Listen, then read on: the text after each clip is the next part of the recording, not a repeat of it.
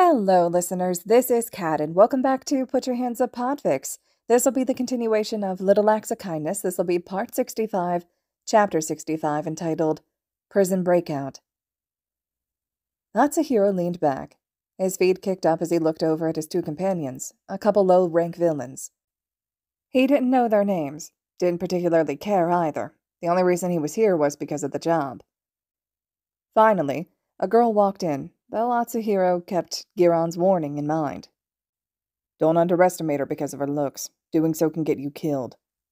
The girl had pale gray hair, bangs falling down and obscuring the left side of her face. She smirked. Giron has informed me that you three would be enough for me to get my foolish brother out of the prison he got himself into. Atsuhiro smiled back behind his mask. Breaking out prisoners is my specialty. He wasn't even bragging. His quirk let him get people into and out of places easily. The only difficult part was remaining undetected enough to do his magic, which was why he would be working with those two C-rankers. They would provide a distraction while he broke out the target. The girl looked over towards him, a lone blue eye staring straight at him with an eerie focus. Pray that you are correct. If you fail, it will be your last failure.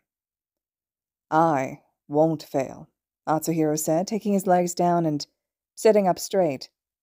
The girl nodded, then pulled out some papers. This is the information I have retrieved on the prison. I want him retrieved today.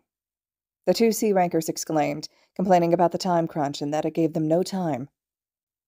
You signed up for this, so either shut up or get out. I can find a couple extra meatheads that are willing to be paid to do their jobs, Atsuhiro stated, bored. The two C-rankers shut up, but glared at him. Who put him in charge? One of them whispered. He's an A-ranker man, even if he doesn't look like much. He ignored their chatter. He didn't care what they thought as long as they did their jobs. Looking at the maps the girl handed over, he nodded, like he thought this was a fairly simple job. Grabbing the papers, he compressed them and placed them inside his vest pocket. Let's go, he said, standing up and walking off. He heard grumbling, but also the sound of footsteps behind him. He grimaced. Really, these two were so noisy. Hopefully, when they were actually on the job, they could be quiet until needed. Or maybe he could just compress them until they would be useful. Hours later, and the group was outside the prison. Atsuhiro had explained his plan to the two idiots, if only so they didn't mess anything up. He was dressed in a uniform, and the two C-rankers were compressed in his pocket as he walked in. No one questioned him. Why would they when he was dressed as an officer, and looked like he knew what he was doing? He did flash a grin at a camera, and gave a jaunty wave. He knew the police would realize what happened after they reviewed the footage. Really, he thought it was shameful that they didn't have the officers memorize his face. Though they couldn't be blamed for their incompetence too much, as he had only been in this area for half a year or so after he gained a bit too much heat in his last haunting grounds. Eventually he found the right cell in the prison. Taro, Atsuhiro said, the boy's head snapped up towards him. Your sister sends her greetings. The boy grinned and came over to him. So you're the guy she hired to bust me out? Yes. Atsuhiro reached through the bars and grabbed him, compressing him. So far, everything was working out. He might not even need the two idiots. Almost as soon as his thoughts finished, officers came around the corner. There he is! Arrest him! They said, pointing to him, a couple pointing guns. Atsuhiro smirked. Oh? Did you guys realize my little plan after all? As he spoke, he carefully moved to his pocket, where the two C-rankers were. With some smoke he had compressed. Really, I must thank you for your hospitality, but it's time for me to take my bow. With that, he bowed and threw the 3 marbles, releasing them as he turned and fled through the halls. Going through the halls, he kept track of where he was going, making his way to the side entrance he remembered being on the map. Only to come to a screeching halt as his eyes landed on a figure in a cell. Atsuhiro grinned and approached the person. How would you like to get out of here? Red eyes stared at him, the man narrowing them.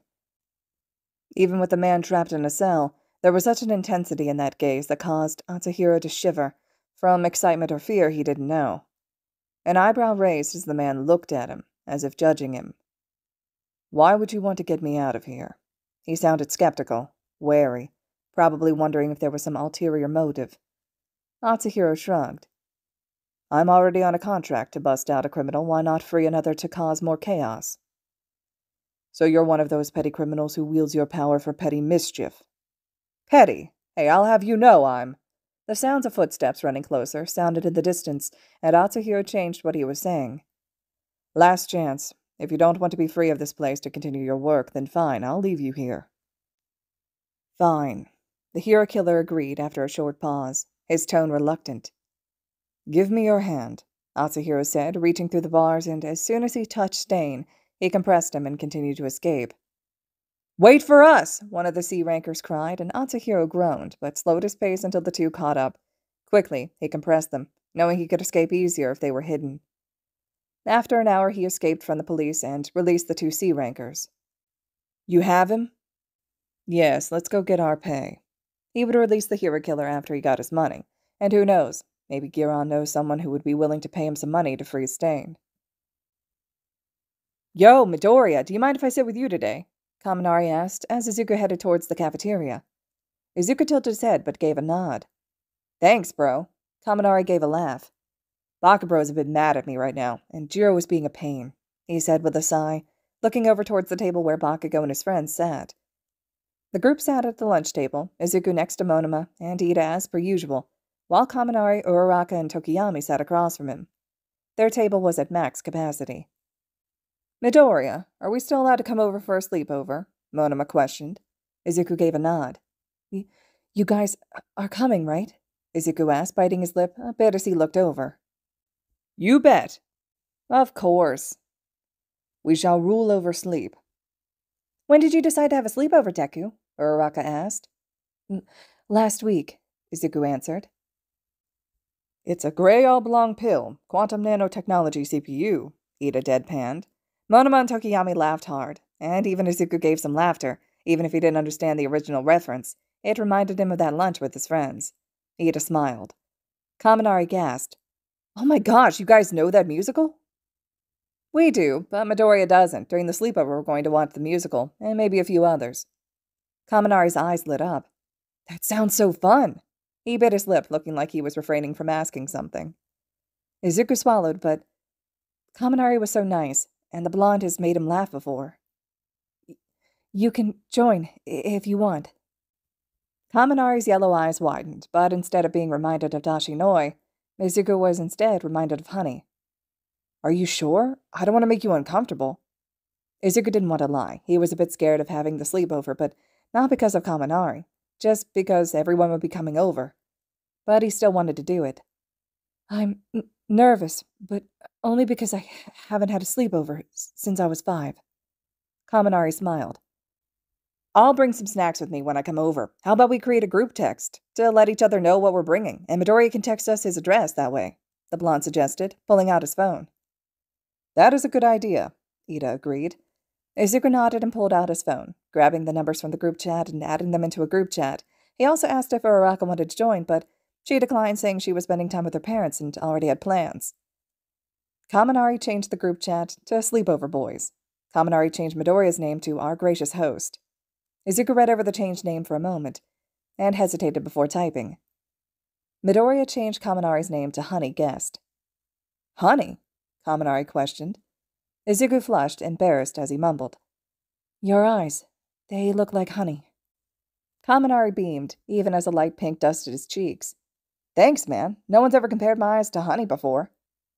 Will you name the rest of us? Monoma questioned, rubbing out one of his arms. If you want, Izuku hesitantly offered. I would like it very much, Tokiyami said, nodding. Monoma nodded and gave a challenging grin. Let's see if you can create a cool name for me. I too am interested, Ida added, nodding. Izuku thought about it for a moment before he started typing again. Midoriya changed Ida's name to Rice Guest. Rice? Uraraka questioned, looking over Tokiyami's shoulder to read his phone. Ida chopped his hands down as he explained. Well, my name does contain the kanji for cooked rice in it, so it makes sense.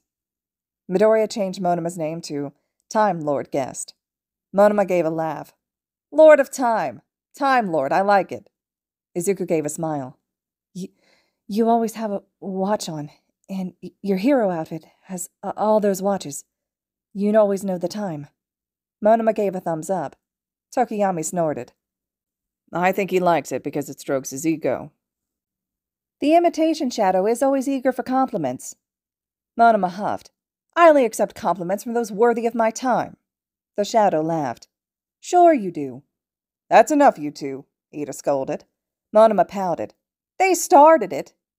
Sorry, Windrunner, Dark Shadow said, disappearing back into Tokiyami's stomach. Midoriya changed Tokiyami's name to Apple Guest. You know. Izuku nodded. You eat an apple every day, so I figured. Tokiyami smiled. They are my favorite food. Kaminari's phone buzzed. The blonde grabbed it and checked it. Then he paled a bit. What's wrong? Ida questioned. Stain was broken out of prison, he said, showing them the headline. Breaking news. The hero killer was freed by Compress. Who's Compress? Monoma questioned, even as Ida reached for his missing ear, paling. Izuku hesitantly put a hand on his friend's shoulder, then smiled when Ida shot him a grateful look. Do you want me to read the article? Kaminari questioned. Please, we should be informed of what's happening, Ida said, blue eyes blazing in determination. Kaminari started reading it. Most of it was just basic information about the hero killer and a warning for how dangerous he is.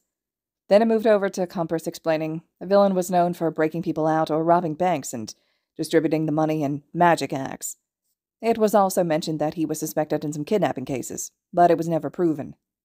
Izuku took a sip of his milk. Compress has also freed a delinquent kid, Hachisuka Taro. Izuku did a spit take, coughing in shock. Who has... Are you okay, man? Kaminari questioned. Izuku nodded, wiping his mouth. Sorry. It's cool, man. Should I continue? I'm fine now. Who has an insect-controlling quirk, Kaminari continued, his eyes widening. Oh shit, is that? He cut himself off. Izuku jerked his head up and down, knowing they already knew about what they had done to him, thanks to Bakugo. Yes. Dark Shadow popped out and came under the table, the shadow carefully giving him a hug, telegraphing their movements to give Izuku a chance to say no. Izuku let the quirk hug him. We won't let the insect prey hurt you, the shadow said, earning nods of agreement from around the table. Izuku gave a bit of a smile. I don't think Hachisuka even remembers me. Well, if he does try something, we'll stop him. Thanks, guys, Izuku murmured, glad that his friends were so protective and nice to him. Izuku was willing to admit, at least to himself, that he saw all the three boys as his friends. They had been so patient and understanding, and had never forced their presence on him. Kaminari finished the article. Not that there was much else important in it. All right, listeners, this concludes Chapter 65 of Little Acts of Kindness. Chapter 66 will be up next. I hope you all are still enjoying this fic. Let me know your thoughts and reactions to everything so far, and as always, thank you all so much for listening.